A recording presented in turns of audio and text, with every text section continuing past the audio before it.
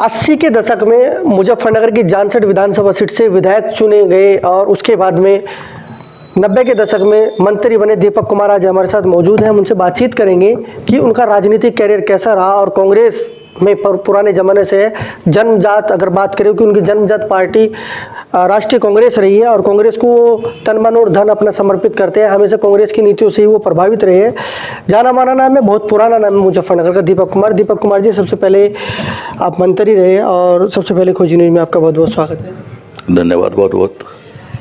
दीपक कुमार जी, आप एक बहुत ही कम उम्र में, लगभग 25 वर्ष की उम्र में आप मुजफ्फरनगर की जानसठ उस समय विधानसभा होती थी, उससे विधायक चुने गए थे। तो एक ऐसा क्या रहा कि आप तुरंत राजनीति में आए और कैसा आपका राजनीतिक करियर रहा, जानना चाहूँगा। राजनीति की शुरुआत मेरी संजय गांधी जी की गिरफ्तारी से हुई। जनता पार्टी की सरकार में उनके खिलाफ मुकदमे कायम हुए और हम क्योंकि पैदाइशी कांग्रेसी थे, परिवार कांग्रेस का था, मेरे गार्जियन जो है वो फ्रीडम फाइटर थे, तो इसलिए कांग्रेस हमारे ब्लड में थी। तो संजय गांधी की गिरफ्तारी पे हमें भी रोष हुआ और मैंने उनके समर्थन में संजय गांधी जी के ही साथ देहरादून में मैंने गिरफ्तारी दी। मेरे यहाँ से राजनीतिक कैरियर की शुरुआत हुई। आपको टिकट मिला 80 के दशक में, आप चुने गए और लगभग उस समय का अगर याद है कि कैसे वो चुनाव आपके लिए पहला चुनाव था, क्योंकि आप मंशा थी कि नहीं थी कि कभी विधायक या सांसद बनूं? नहीं, ये तो मुझे नहीं मालूम था कि मैं विधायक या सांसद बनूंगा, लेकिन कांग्रेस का व्यक्ति था, कांग्रेस ब्लड में थी, तो इसलिए कांग्रेस के लिए, कांग्रेस की वजह से ही मैं जेल गया था। और ये एक इत्तेफाक है, 1980 में पहली बार संजय गांधी जी ने यूथ कांग्रेस को मतलब प्राथमिकता दी टिकटों में, जिसमें मेरा भी एक टिकट जानसठ से हुआ। पहले चुनाव के बारे में जानना चाहूँगा, क्योंकि उस समय 80 का दशक था तो चुनाव को लेकर इतना हल्ला गोल कम होता था। आज चुनाव जो है हाईलाइट होते हैं, छोटे चुनाव को भी बड़ा चुनाव बना दिए जाते हैं मुद्दों के तौर पर बात की जाए तो पहला चुनाव का अनुभव कैसा था आपका?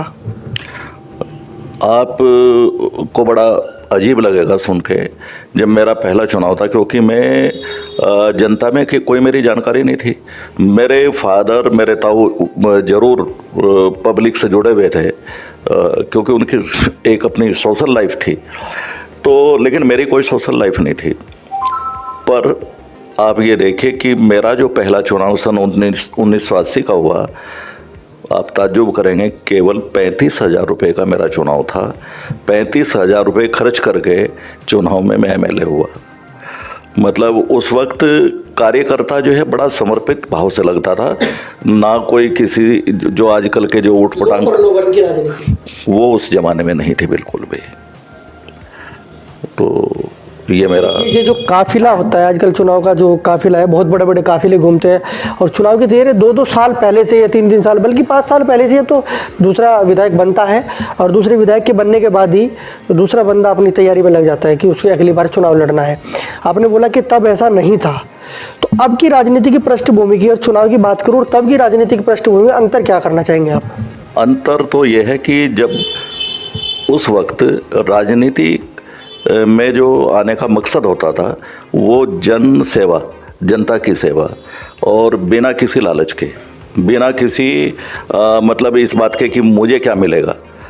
और आप ये देखिए, जब सन 1980 में मैं एमएलए हुआ तो 1,000 रुपये मानदेय होता था बस एक विधायक का। आज तो एक विधायक को मिलते होंगे मेरे ख्याल से 2-2.5 लाख रुपए।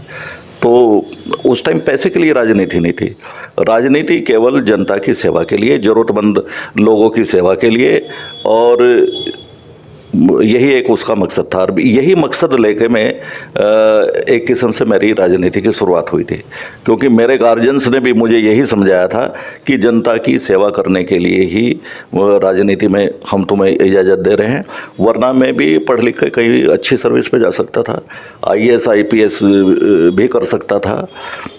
लेकिन एक तो मैं दलित समाज से था और दलित समाज की बहुत हालत भी ख़राब थी, बहुत दुर्दशा थी। तो ये लगता था कि भाई शायद मैं राजनीति में रह के जो है इन लोगों की ज़्यादा खिदमत कर सकता हूँ, इनकी सेवा कर सकता हूँ, और यही भावना मेरी रही। इसलिए कोई एक नए पैसे के बिना, किसी लोभ लालच के, खाली लोगों की सेवा की। विधायक बनना की इत्तेफाक था, आपने सोचा नहीं था कि इत्तेफाक ऐसा कि आप विधायक बन जाएंगे, पर कभी ऐसा भी था, ये भी सोचा था कि आप मंत्री बनेंगे, या फिर ये भी ऐसा ही कि आपको एकदम से एक उपहार के रूप में आपको मंत्री पद मिला था? मंत्री की जिम्मेदारी से मैं बचना चाहता था, क्योंकि उस टाइम मैं समझता था मेरी खेलने कूदने की उम्र है। हालांकि क्योंकि 25 साल की उम्र में ही मैं विधायक हो गया, तो उस वक्त तक मतलब ज़्यादा आदमी को मैं समझता हूँ 25 साल की उम्र के लोग तो खेल कूद में ज़्यादा ध्यान देते हैं, लेकिन मेरे ऊपर जिम्मेदारियों का एक किस्म से बोझ हो गया, और मैं अपने आप मतलब कम उम्र में ही मैच्योर, जिसे कहते हैं मैच्योरिटी आ गई।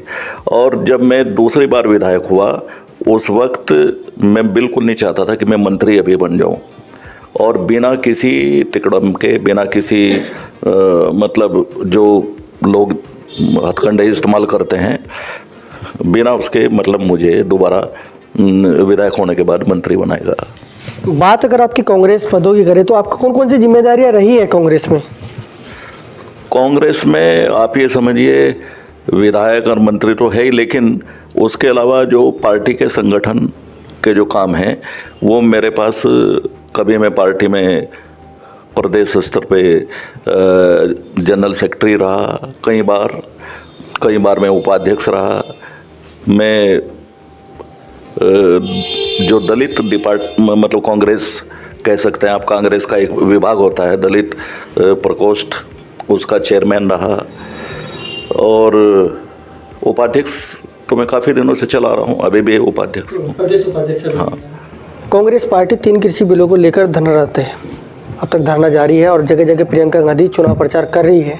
क्या लगता है कि यूपी में सत्ता परिवर्तन होगा? देखिए, अगर जनता के खिलाफ सरकार काम करेगी, जन भावनाओं को नहीं समझेगी, और आप ये समझिए ये जो धरना है ये तो ऐतिहासिक धरना है। पूरी दुनिया में इसकी मेरे ख्याल से ये पहली मिसाल है कि इतना लंबे टाइम ये धरना, 100 दिनों से ज़्यादा हो गया इस धरने को चलते हुए। तो बहरहाल लोग इसे अपने अहित में नहीं समझ रहे, किसान अपने अहित में मानता है इसे। और क्योंकि किसान हो, मजदूर हो, या उनसे जुड़े हुए और भी तबके हों, वो आप ये समझिए कि नहीं फेवर में है इस कानून के। वो बार बार यही तो निवेदन कर रहा है कि इन कानूनों से हमारा शोषण है, हमारे हित में नहीं है, आप इन कानूनों को वापस लें, और बस ये उनकी जायज़ मांग है, उसके लिए वो लगातार धरना दे रहा है। और मैं तो ये मानता हूँ कि सरकार अगर इस पे एडामेंट रही तो सरकार को इसके नतीजे जो हैं वो भुगतने पड़ेंगे। आने वाले टाइम में निश्चित रूप से ये सरकार उखड़ जाएगी। रैली में भारी भरकम भीड़ नजर आ रही है, क्या वोट में तब्दील होने की आशा है आपको? देखिए, कांग्रेस की मीटिंग और रैलियों में लोग, मैंने वो भी टाइम देखा है, नहीं आए, लेकिन फिर लोगों को ये एक उम्मीद जगी है कि कांग्रेस ज़्यादा बेहतर थी, कांग्रेस का शासन बेहतर था, कांग्रेस की लीडरशिप बेहतर थी, और इसी विश्वास के साथ जो है ये भीड़ वापस लौट रही है। और ये निश्चित रूप से ये एक परिवर्तन का दौर शुरू हुआ है, और मैं मानता हूँ कि ये परिवर्तन होकर रहेगा। 70 सालों से ज़्यादा कांग्रेस का इस देश पर राज रहा है, और भारतीय जनता पार्टी द्वारा आरोप लगाया जाता है कि 70 सालों में कांग्रेस ने कुछ भी विकास कार्य नहीं किया। मतलब विकास कार्यों को लेकर आपका लचीलापन था, आप विकास कार्य नहीं करा पाए, 70 साल में आपने कोई विकास नहीं किया। इस बारे में क्या आप अपना तथ्य रखना चाहेंगे? आप एक बात बताइए, 70 साल पहले इस देश में था क्या? एक सुई भी नहीं बनती थी इस देश के अंदर, बैलगाड़ियों से लोग सफ़र किया करते थे। 70 साल में आज कहाँ से कहाँ पहुँच गए हम लोग, सुई से लेके जहाज तक के निर्माण हमारे देश के अंदर हो रहे हैं। ये किसकी देन है? ये कांग्रेस के ही तो शासन की देन है। हमने बहुत बड़े बड़े प्रतिष्ठान खड़े किए, सरकारी उपक्रम बनाए, भिलाई इस्पात, दुर्गा इस्पात जैसे कारखाने, बड़े बड़े कारखाने दिए। और ये जो जिसे हम PSU कहते हैं, सरकारी उपक्रम, तेल की बड़ी बड़ी कंपनियां, ONGC, ये किसने खड़ी की? आज इस सरकार ने उन्हें बेचने का काम कर दिया शुरू। मतलब इन्होंने बनाया तो कुछ नहीं, इन्होंने तो अलावा बेचने के कुछ और हमने बनाया है, हमने देश को बनाया है। सरकार बोलती है कि निजीकरण करने से देश का फायदा होगा, आम आदमी को सुविधाएं मिलेगी।